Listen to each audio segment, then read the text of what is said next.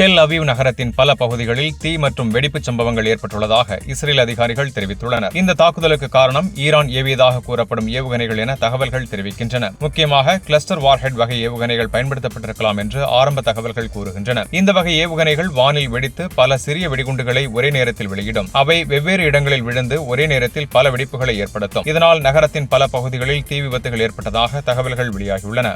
Israel நாட்டின் வடக்கு பகுதியில் தாக்குதல் எச்சரிக்கை நிலை ஏற்பட்டது. ஈரானிலிருந்து ஏவப்பட்ட பாலிஸ்டிக் ஏவுகணை இஸ்ரேலின் வடக்கு பகுதியில் தாக்குதல் எச்சரிக்கை நிலை ஏற்பட்டதால் வடக்கு இஸ்ரேல் முழுவதும் சைரன்கள் அலறின. இந்த தாக்குதலால் நேரடி சேதம் அல்லது உயிரிழப்பு ஏற்பட்டதாக இதுவரை தகவல் இல்லை.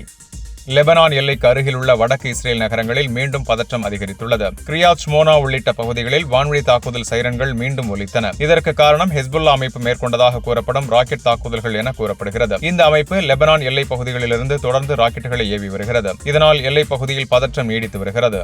இஸ்ரேலின் கலீலி முழுவதும் மற்ற ஹைஃபா நகரத்திலும் வான்வழி தாக்குதல் சைரன்கள் ஒலித்தன. இதனால் ஆக்கிரமிப்பு பொதுமக்கள் உடனடியாக பாதுகாப்பு ஷெல்டர்களுக்கு செல்லுமாறு அறிவுறுத்தப்பட்டனர்.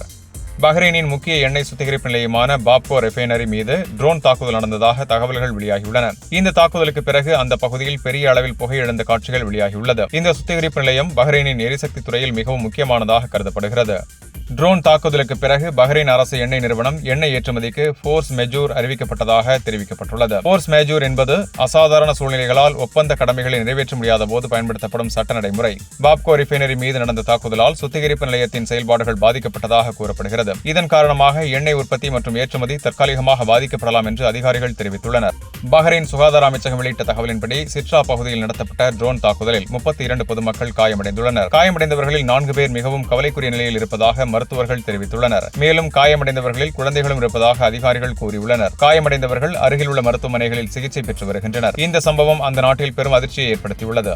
இந்த மோதல் நீண்ட காலம் நீடித்தால் உலக பொருளாதாரம் பாதிக்கப்படும் என்று இன்டர்நேஷனல் மானிட்டரி ஃபண்ட் எச்சரிக்கை விடுத்துள்ளது. IMF தலைவர் கிறிஸ்டாலினா ஜார்ஜியோவா கூறியதாவது, மத்திய கிழக்கில் பதற்றம் அதிகரித்தால் உலக எரிசக்தி விலைகள் உயரக்கூடும். அதன் விளைவாக உலகளாவிய பணவீக்கம் அதிகரிக்கும் அபாயம் உள்ளது. மேலும் உலக பொருளாதார வளர்ச்சியும் பாதிக்கப்படலாம் என்று அவர் எச்சரித்துள்ளார். இந்த மோதல் சர்வதேச சந்தைகளிலும் கவலையை ஏற்படுத்தியுள்ளது. மினாப் நகரத்தில் உள்ள பெண்கள் பள்ளி மீது அமெரிக்கா இஸ்ரேல் கூட்டு படை நடத்திய தாக்குதலில் 170க்கும் மேற்பட்டோர் உயிரிழந்தனர். உயிரிழந்தவர்களில் பலர் பள்ளி மாணவிகள். இந்த தாக்குதலை அமெரிக்கா நடத்தவில்லை, ஈரான் தான் நடத்துகிறது என்று ட்ரம்ப் கூறி வந்த நிலையில் அமெரிக்கா தான் இந்த தாக்குதலை நடத்தியதற்கான முக்கிய ஆதாரம் வெளிவந்துள்ளது. பள்ளி சிறுமிகள் மீது நடத்தப்பட்ட தாக்குதலில் டொமாஹாக் குரூஸ் மிசைல் பயன்படுத்தப்பட்டிருப்பது வீடியோவில் தெளிவாக தெரிகிறது. இந்த வகை ஏவுகணைகள் அமெரிக்காவிடம் இருப்பதாக கூறப்படுகிறது. மேலும் இஸ்ரேல் மற்றும் ஈரானிடம் இவ்வகையான ஏவுகணைகள் இல்லை என்பது குறிப்பிடத்தக்கது. இதனால் இந்த தாக்குதலை அமெரிக்கா தான் நிகழ்த்தியிருப்பது வெளிச்சத்திற்கு வந்துள்ளது. சவுதி அரேபியா நாட்டில் உள்ள அமெரிக்க தூதரகத்திலிருந்து அத்தியாவசியமற்ற அமெரிக்க அதிகாரிகள் வெளியேற வேண்டும் என்று அறிவிக்கப்பட்டுள்ளது. மேலும் அவர்களின் குடும்ப உறுப்பினர்களும் நாட்டை விட்டு வெளியேறுமாறு அறிவுறுத்தப்பட்டுள்ளது. மத்திய கிழக்கில் அமெரிக்க சொத்துக்கள் குறிவைத்து ஈரான் தாக்குவதால் இந்த நடவடிக்கை எடுக்கப்பட்டதாக அமெரிக்க அதிகாரிகள் தெரிவித்துள்ளனர். தி வால் ஸ்ட்ரீட் ஜேர்னல் வெளியிட்ட செய்தி புதிய விவாதத்தை ஏற்படுத்தியுள்ளது. அதில் முஜ்தபா கமேனி உச்ச தலைவராக தேர்வு செய்யப்பட்டிருப்பது டொனால்டு டிரம்புக்கு நேரடி பின்னடைவாக பார்க்கப்படுகிறது. ஈரானின் இந்த முடிவு மூலம் ஈரான் அமெரிக்கா மற்றும் இஸ்ரேலுடன் நடக்கும் மோதலில் பின்வாங்காது என்ற அரசியல் சிக்னலை உலகுக்கு அனுப்பியுள்ளதாக அந்த செய்தி தெரிவிக்கிறது. சவுதி அரேபியா நாட்டின் அல்ஹர்ஜ் பகுதியில் உள்ள குடியிருப்பு பகுதியில் ஒரு ஏவுகணை விழுந்ததில் 2 பேர் உயிரிழந்துள்ளனர். உயிரிழந்தவர்களில் ஒருவர் இந்தியர் மற்றும் ஒருவர் வங்கதேசத்தைச் சேர்ந்தவர் என அதிகாரிகள் தெரிவித்துள்ளனர். இந்த தாக்குதலில் மேலும் 12 பேர் காயமடைந்துள்ளனர். இந்த சம்பவம் சவுதி அரேபியாவில் இந்த போர் தொடங்கிய பிறகு பதிவான முதல் உயிரிழப்பாகும். இந்த தாக்குதலுக்கு பின்னால் ஈரான் தொடர்பு இருக்கலாம் என்ற சந்தேகம் எழுந்துள்ளது. குவைத் நாட்டிலும் ட்ரோன் தாக்குதல் நடந்துள்ளது. அந்த நாட்டின் எல்லை பாதுகாப்பில் பணியாற்றிய 2 காவலர்கள் உயிரிழந்ததாக உள்துறை அமைச்சகம் தெரிவித்துள்ளது. மேலும் குவைத் இன்டர்நேஷனல் ஏர்போர்ட் பகுதியில் உள்ள எரிபொருள் தொட்டிகள் ட்ரோன் தாக்குதலுக்கு இலக்காகியதாக ராணுவம் தெரிவித்துள்ளது. இந்த தாக்குதலால் ஏற்பட்ட தீ பின்னர் கட்டுப்படுத்தப்பட்டது. யுனைடெட் அரப் எமிரேட்ஸ் மற்றும் சவுதி அரேபியா ஆகிய நாடுகள் பல ட்ரோன் மற்றும் ஏவுகணைகளை தடுத்து நிறுத்தியதாக தெரிவித்துள்ளன. UAE வான் பாதுகாப்பு அமைப்பு 17 பாலிஸ்டிக் ஏவுகணைகளில் 16 அழித்ததாக கூறியுள்ளது. மேலும் 117 ட்ரோன்களில் 113 ட்ரோன்கள் இடைமறிக்கப்பட்டதாக தகவல் வெளியாகியுள்ளது. சவுதி பாதுகாப்பு அமைச்சகம் மட்டும் 33 ட்ரோன்களை தடுத்து நிறுத்தியதாக கூறியுள்ளது. இந்த தாக்குதல்களால் பெரிய சேதம் ஏற்படவில்லை என்று UAE அதிகாரிகள் தெரிவித்துள்ளனர்.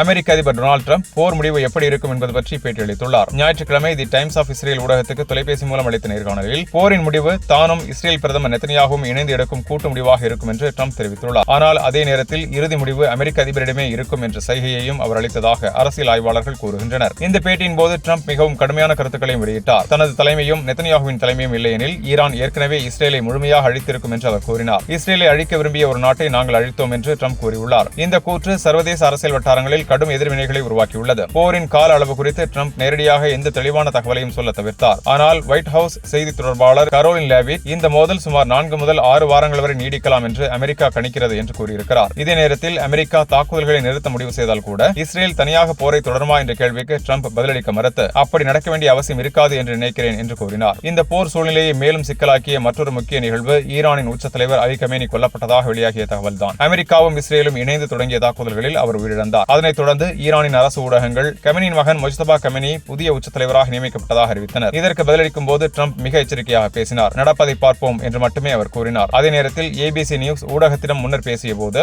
வெள்ளை மாளிகையின் ஒப்புதல் இல்லாமல் ஈரானின் அடுத்த தலைவர் நீண்டகாலம் பதவி நீடிக்க முடியாது என்று அவர் எச்சரித்ததாக கூறப்படுகிறது. இந்த போர் மத்திய கிழக்கு அரசியலில் மேலும் ஒரு முக்கிய விளைவையும் ஏற்படுத்தலாம் என்று நிபுணர்கள் கருதுகின்றனர். குறிப்பாக ஹமாஸ் அமைப்பு தனது ஆயுதங்களை ஒப்படைக்க வேண்டிய சூழ்நிலை உருவாகலாம் என்று ட்ரம்ப் கூறியுள்ளார். ஈரான் நீண்ட காலமாக ஹமாஸுக்கு நிதி மற்றும் ராணுவ ஆதரவு அளித்து வந்ததால் தற்போதைய போரில் ஈரான் பலவீனமடைந்தால் காசா பகுதியில் உள்ள அந்த அமைப்பின் சக்தியும் குறையலாம் என்று அவர் தெரிவித்தார். இந்த நிலையில் காசா ஸ்ட்ரிப் தொடர்பான சமாதான பேச்சுவார்த்தைகள் தற்காலிகமாக நிறுத்தப்பட்டுள்ளன. அந்த பேச்சுவார்த்தைகளில் அமெரிக்கா மட்டுமல்லாமல் எகிப்து, கத்தார் மற்றும் துருக்கி ஆகிய நாடுகளும் மத்தியஸ்தர்களாக செயல்பட்டு வருகின்றன. மறைந்த சையத் அலி கமேனியின் மகனார் சையத் முஜ்தபா கமேனி ஈரான் இஸ்லாமிய குடியரசின் புதிய உச்ச தலைவராக அறிவிக்கப்பட்டார். ஈரானின் உயர்மட்ட இஸ்லாமிய அறிஞர் குழு சபையின் அதிக பெரும்பான்மை ஆதரவுடன் புதிய உச்ச தலைவர் தேர்வு செய்யப்பட்டார்.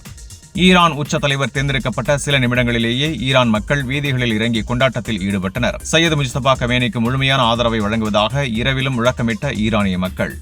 முஜ்தபா கமேனியை தேர்ந்தெடுத்த ஈரானின் அதிகாரமிக்க இஸ்லாமிய அறிஞர் சபை வெளியிட்டிருக்கும் அறிக்கையில், கண்ணியமிக்க ஈரானிய மக்களே, இஸ்லாமிய குடியரசுக்கான புதிய தலைவரை தேர்ந்தெடுக்க சிறிது நேரம் கூட வீணடிக்காமல் எந்த தயக்கமும் இன்றி செயல்பட்டதாக அறிவித்துள்ளது. புரட்சித் தலைவர் சையத் அலி கமேனி உயிர் தியாகம் செய்த மறுகணமே அடுத்த தலைவர் தேர்ந்தெடுப்பதற்கான பணியை அறிஞர் சபை மேற்கொண்டது. ஆனால் அமெரிக்காவும் ஜியோனிஸ்ட் இஸ்ரேலும் ஈரான் குடியரசின் அறிஞர் சபை கட்டிடம் உட்பட முக்கிய அலுவலகங்களை குறிவைத்து தாக்குதல் நடத்தியது. ஈரானின் அரசியல் சாசன சட்டம் வகுத்துள்ள விதிகள் படி முறையான அடுத்த தலைவரை தேர்ந்தெடுக்க சில நடவடிக்கைகள் மேற்கொள்ள வேண்டியிருந்தது. அவையெல்லாம் சட்டத்தின் அடிப்படையில் முறையான வகையில் செய்யப்பட்டு புதிய தலைவர் அறிவிக்கப்பட்டு உச்ச தலைவர் வெற்றிடம் நிரப்பப்பட்டுள்ளது என்று ஈரானில் அதிகாரம் பெற்ற இஸ்லாமிய அறிஞர் சபை அறிவித்துள்ளது.